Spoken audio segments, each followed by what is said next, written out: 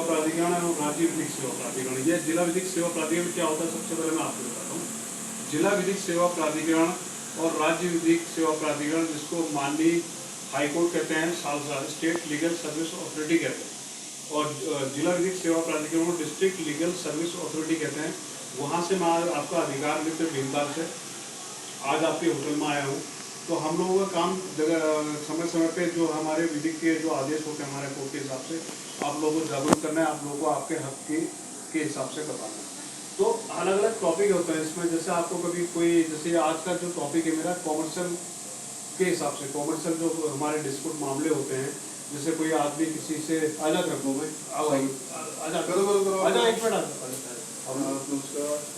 तो commercial court के हिसाब से जैसे कोई दो पक्ष में, जैसे इन्होंने मिलकर एक होटल खोल लिया या कोई बड़ा प्रतिष्ठान खोल लिया इन्होंने, पूरी तरीके से आपस में इन्होंने इनकी पार्टनरशिप होगी। अब उसमें क्या हो गया, ये होटल जो है या उसके लास्ट में इनका आपस में लड़ाई झगड़ा हो गया या कुछ हो गया, इसको कॉमर्शियल कोर्ट के अंतर्गत आता है। तो ये चाहते हैं कि मैं इससे अपना अलग करूं, अपना कारोबार अलग करूं। इस तरीके का जो भी डिस्प्यूट मामला होते हैं कॉमर्शियल कोर्ट के हिसाब से, वो क्या कहते हैं माननीय जिला विधिक सेवा प्राधिकरण के हर जिले में और इसके हिसाब से अलग होता है। जैसे देहरादून में है कॉमर्शियल कोर्ट, तो इसमें 3 करोड़ तक के मामलों पर विवाद सुलझाया जाता है।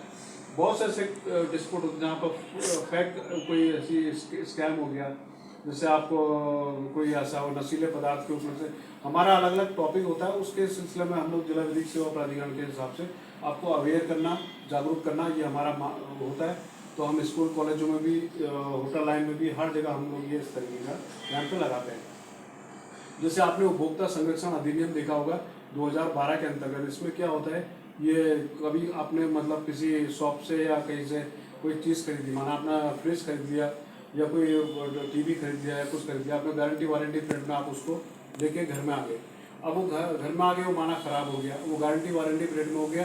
अब डीलर के पास जाते हो तो वो आपसे परेशान करता है, उसको एक्सचेंज नहीं करता है।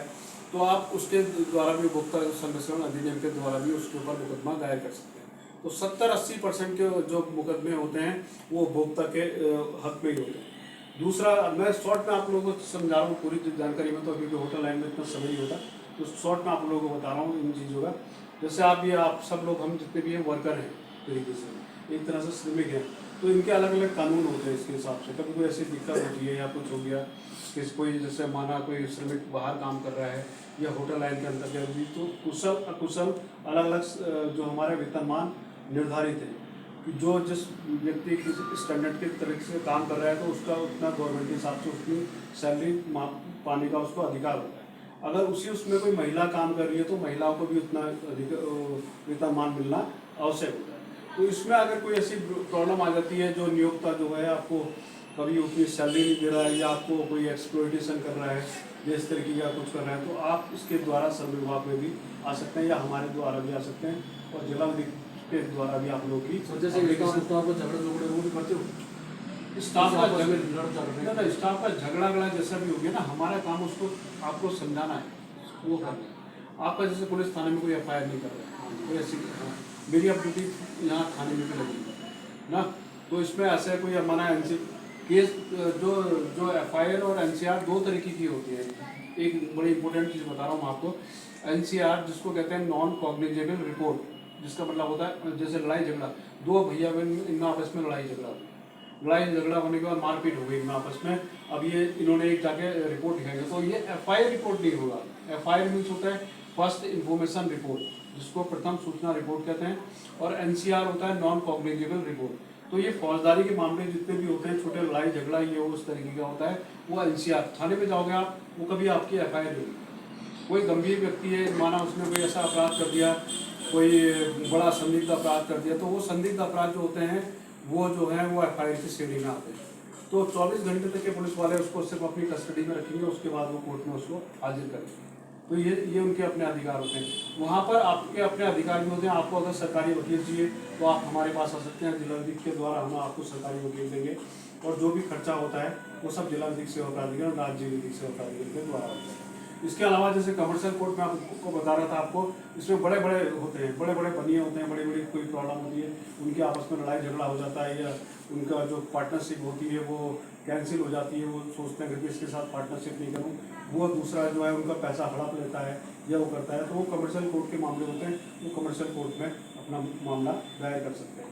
ये 3 करोड़ तक के मामले होते हैं, और अगर इससे ज़्यादा के भी मामले होंगे तो वो भी उसमें मामला दायर कर सकते हैं। तो मुझे आप लोगों को बताना है, एक पॉस अधिनियम होता है, जैसे कि आपके 10 से ज़्यादा कर्मचारी कहीं काम कर रहे हैं, उनमें अगर एक दो महिलाएं भी हैं, रिसेप्शनिस्ट है या कोई भी किसी उसमें भी है, तो उनमें वो पॉस अधिनियम उनको लेना जरूरी होता है, जिसको प्रोटेक्शन ऑफ सेक्सुअल हैरेसमेंट 2013 के अंतर्गत होता है। आपने क्राइम पेट्रोल, सावधान इंडिया और ये सब चीज़ें दिखी होंगी, घर में देखते रहते होंगे। इसमें जैसे एक ये जो पॉस अधिनियम है, इसमें एक ये 1997 का केस है, जिसमें एक गौरी देवी होती है, हरियाणा की रहने वाली एक महिला, जो आंगनबाड़ी कार्य करती है। उसके ऊपर जो वहाँ के जाटों ने जो है वो सेक्सुअल हैरेसमेंट कर दिया था, उसके ऊपर गैंग रेप कर दिया था। उसके बाद जब उसको न्याय नहीं मिला तो वो उसने क्या करा, तो उसके बाद उसके गाइडलाइन माननीय सुप्रीम कोर्ट के द्वारा पारित हुई, जिसको विशाखा गाइडलाइन कहते हैं। उस विशाखा गाइडलाइन के द्वारा वो पारित होने के बाद उसको एक पूरा तरीके से न्याय मिला, पूरी तरीके से उनको जो भी था, उनको जो भी हुआ, उम्र कैद की सजा हुई या फांसी की सजा हुई, जो भी उनका होता है वो सब कुछ उनको मिला। तब ये पॉस अधिनियम बनाया करके किसी भी कार्यस्थल में अगर जिसको लैंगिक उत्पीड़न हो गया, अगर महिलाएं वहाँ पर 10 से ज़्यादा काम कर रही हैं, 10 से ज़्यादा महिला पुरुष हैं आपस में काम कर रहे हैं, तो उनको पॉस अधिनियम लेना जरूरी होता है, उसको पॉस कहते हैं। उसी में एक LCC कमेटी होती है और एक ICC कमेटी होती है। LCC कमेटी का मतलब ये हुआ कि लोकल कमेटी होती है, उसमें महिला अध्यक्ष होगी और उसमें जो क्या कहते हैं वो सदस्य भी होगी उसी को। तो सबसे पहले वो LCC कमेटी में अपनी प्रॉब्लम लेके जाएगी कि ऐसा सर मेरे साथ हुआ, ये हुआ, माना उसको कि एक्सप्लोर, ये होटल लाइन में इस तरह की घटना नहीं होती है, फैक्ट्री लाइन में काफ़ी इस तरीके का होता है, ये मुझे मालूम है। तो वहाँ पर जहाँ उनको अगर माना वेतनमान उन्होंने कटौती कर दी या पैसा नहीं दे रहे हैं, 1-2 महीने उनकी सैलरी काम करवाने के बाद उसको उनको सैलरी नहीं दे रहे हैं पूरी तरीके से, तो वो भी अपने हिसाब से अपना मुकदमा जाएगा। महिलाओं के अपने अपने अधिकार होते हैं, महिलाओं के ऊपर कोई ऐसी उत्पीड़न हो गया जिसको डोमेस्टिक वायलेंस अधिनियम 2013 के अंतर्गत करते हैं, तो महिला भी अपने पति पे वही हक होते हैं उसके ऊपर। तो कहने का मतलब है आपको आपके हक की लड़ाई जो करना है, ये हमारा जिला विधिक सेवा प्राधिकरण का होता है। इसमें समय समय पर हमारी राष्ट्रीय लोक अदालत लगती है, जैसे अभी 14 दिसंबर को लगती है। तो किसी का कोर्ट कचहरी का मामला होता है, कोई भी, माना एक चेक बाउंस का मैं बताता हूँ, मैंने आपको चेक दे दिया, मैं 2 लाख रुपए का आपको चेक दे दिया और मैंने कहा भैया ये आपका जो पैसा है ये फलानी तारीख को आपको मिल जाएगा। अब आप उतनी तारीख को गया तो चेक बाउंस हो गया, आपके जो है वो पैसा मेरे अकाउंट में नहीं है और वो फर्जी चेक हो गया, तो आप मेरे ऊपर मुकदमा NI एक्ट में नेगोशिएबल इंस्ट्रूमेंट एक्ट होता है, जिसको NI एक्ट कहते हैं, 138 धारा के हिसाब से मेरे ऊपर मुकदमा दायर कर सकते हैं। तो इस तरीके का जो मुकदमा आपको आपके हकों की लड़ाई लड़ना आपको ये बताना होता है। हर व्यक्ति के जीवन में कुछ ना कुछ अन्याय हमेशा लगा है, तो ये हमारा जिला विधिक के कार्य होते हैं। इसमें अगर कभी 3 लाख रुपए से कम की जिनकी भी आय होती है, जो निम्न मध्यम वर्गीय के परिवार के अंतर्गत आते हैं सालाना, तो उनको सरकारी वकील अगर चाहिए तो सरकारी वकील हम लोग देते हैं, और जो भी खर्चा होता है जिला विधिक सेवा प्राधिकरण, राज्य विधिक सेवा प्राधिकरण के द्वारा होता है। तो माननीय सुप्रीम कोर्ट के द्वारा भी विशेष योगदान रहती है, उसके द्वारा भी आप लोगों का भी समस्या होगा विस्तारण किया। एक ये है काटो, उसके बाद